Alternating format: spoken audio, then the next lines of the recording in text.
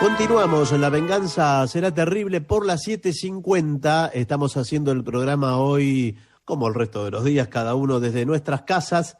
Nos pueden escribir a través del WhatsApp de los oyentes, que es 6585-5580. Hablaremos del Marqués de Sassenet. Y guarda que hoy hablamos muchísimo de Felipe Piña, y justamente esta charla la hemos extraído de un espacio fantástico que se llama El Historiador de Felipe Piña, ¿no? Sí. Entre los muchos papeles que allí publica, hemos encontrado la historia del Marqués de Sassenet, que se llama, creo que la historia, Las abdicaciones de Bayona. Bueno. ¿Qué son las abdicaciones de Bayona? Bueno, los sucesos que tuvieron lugar el 5 y el 6 de mayo de 1808, aquel año. Recuérdese el cuadro de Goya, ¿no? Precisamente en la ciudad francesa de Bayona. Y ahí tuvieron lugar las renuncias sucesivas de los reyes Carlos IV y su hijo, Fernando VII, al trono de España, en favor de Napoleón Bonaparte.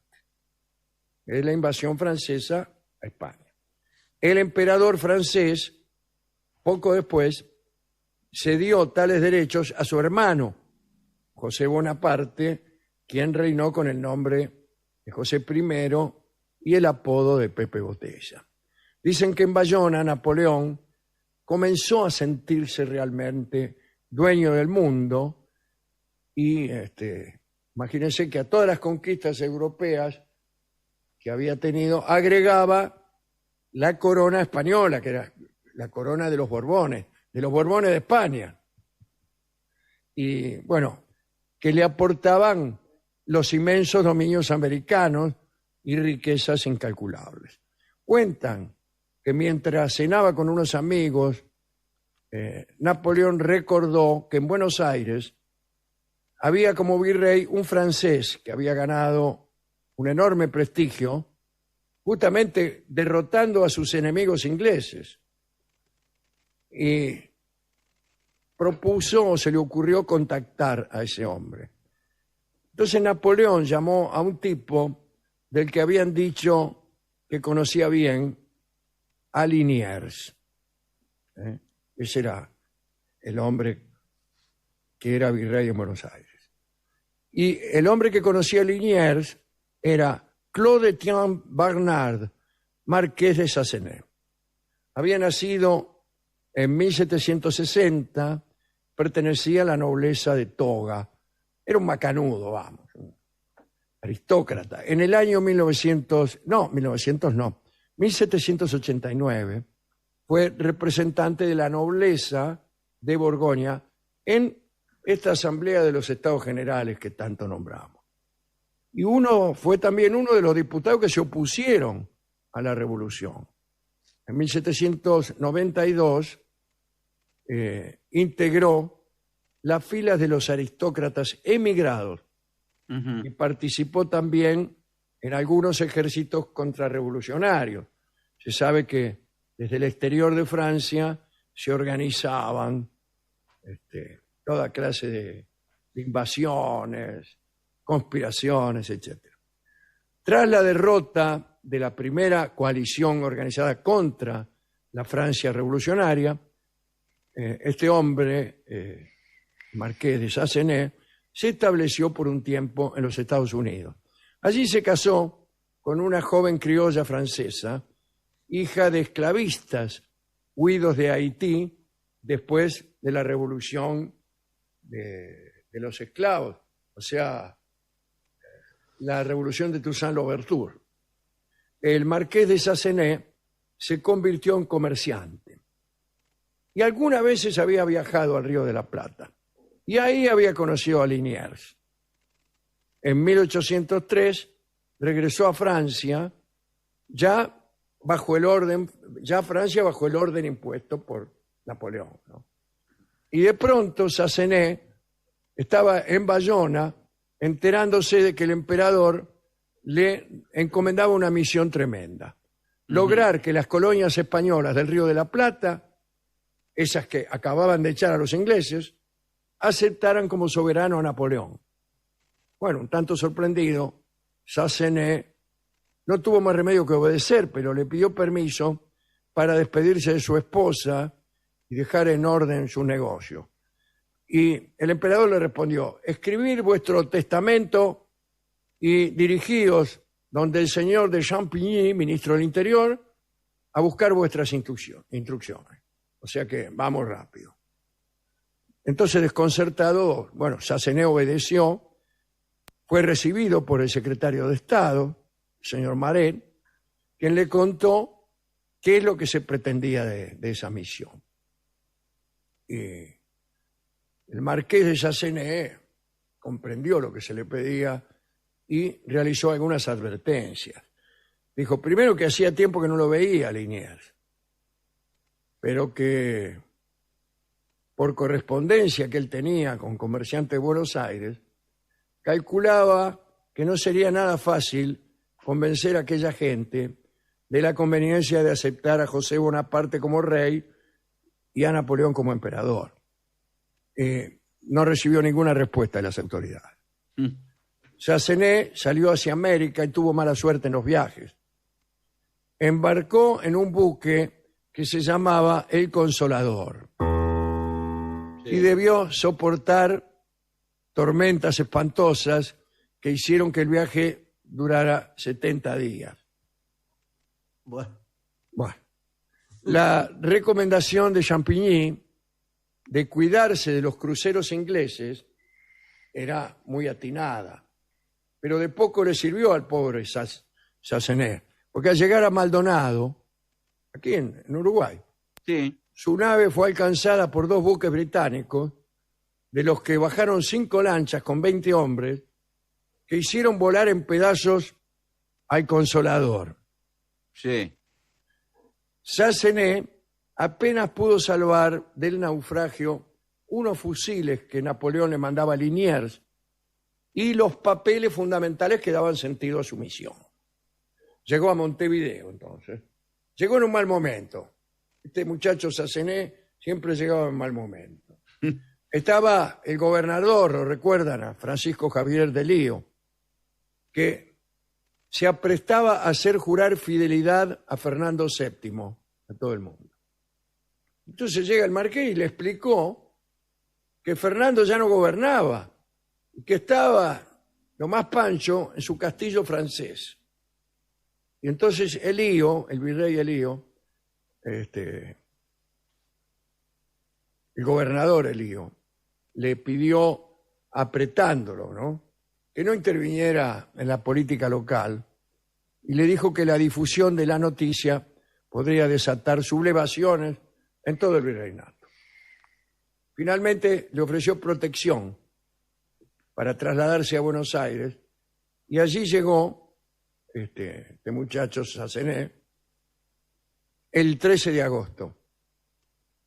Vino a suceder que la presencia de Sassenet no pudo ser más inoportuna para Liniers. ¿Qué pasaba? Liniers sufría acusaciones de conspirar a favor de Napoleón. Bueno, entonces Liniers, que sí era virrey, se negó a recibirlo a solas. No fuera a ser que lo acusaran de cualquier otra cosa. Entonces pidió que estuvieran presentes los miembros de la audiencia y del cabildo. Sassenet les mostró documentos sobre las abdicaciones de los Borbones, la instalación de José I en el trono español. Y todo explotó cuando el enviado exhibió una carta autógrafa de Fernando VII pidiendo suspender los festejos por su coronación y ordenando el acatamiento al emperador Napoleón. La respuesta del cabildo y la audiencia fue rechazar a los gritos todo acuerdo y expulsarlo en un buque neutral hacia Francia. Pero una tormenta impidió que fuera expulsado de inmediato. Entonces decidieron recluir al marqués en el fuerte, que era la residencia oficial del virrey y la sede del gobierno. Liniers lo visitó y conversó largamente. Y Sassenet pudo entonces, ya sin testigos, entregarle a Liniers una carta personal del ministro Champagny en la que lo halagaba y lo invitaba a resistir nuevamente a los británicos. Sassenet contó que Liniers le hizo algunas confidencias, pero nunca se sabrá cuáles. Dijo que Liniers se quejó de la supuesta ingratitud de la corona española hacia él, héroe de las invasiones inglesas. También habló maravillas del emperador Liniers. Pidió el envío de armas francesas al Río de la Plata. Unos días más tarde, Liniers emitió una proclama pidiendo a la población que se mantuviera neutral en el conflicto dinástico que había estallado en España. Todo esto acrecentó la sospecha sobre Liniers, que empezó a debilitarse como figura. Ese es otro asunto. Bueno, terminó mal, pobre Liniers. La cuestión es que el marqués de Sassenet empezó el camino de regreso. En Montevideo, el gobernador Elío, a quien Sassenet no le había hecho caso, porque se metió en cuestiones de la política del Río de la Plata, lo encarceló durante 10 meses, temeroso de que estuviera llevando algún mensaje de Liniers a Napoleón. Sassenet estuvo en un calabozo a pan y cebolla todo el tiempo, al cabo de los cuales logró escaparse, pero fue recapturado y enviado con mucha custodia a Buenos Aires. Allí, para su suerte, que como vemos era espantosa, no lo esperaba Liniers, sino otro virrey, uno nuevo, el virrey Cisneros, Sí. que decidió fusilarlo. Sassenet fue salvado por Liniers, quien como antiguo virrey, con sus últimos restos de poder, consiguió que se cambiara la condena a muerte por la de encierro en Cádiz, en España. Y lo mandaron en barco nomás. Durante el viaje fue encadenado en la bodega del barco a pocos centímetros de un tigre que estaba encerrado en una jaula, que tenía unos barrotes por los cuales por ahí cabían las garras del tigre, que andaba todo el tiempo arañando o tratando de arañar al marqués.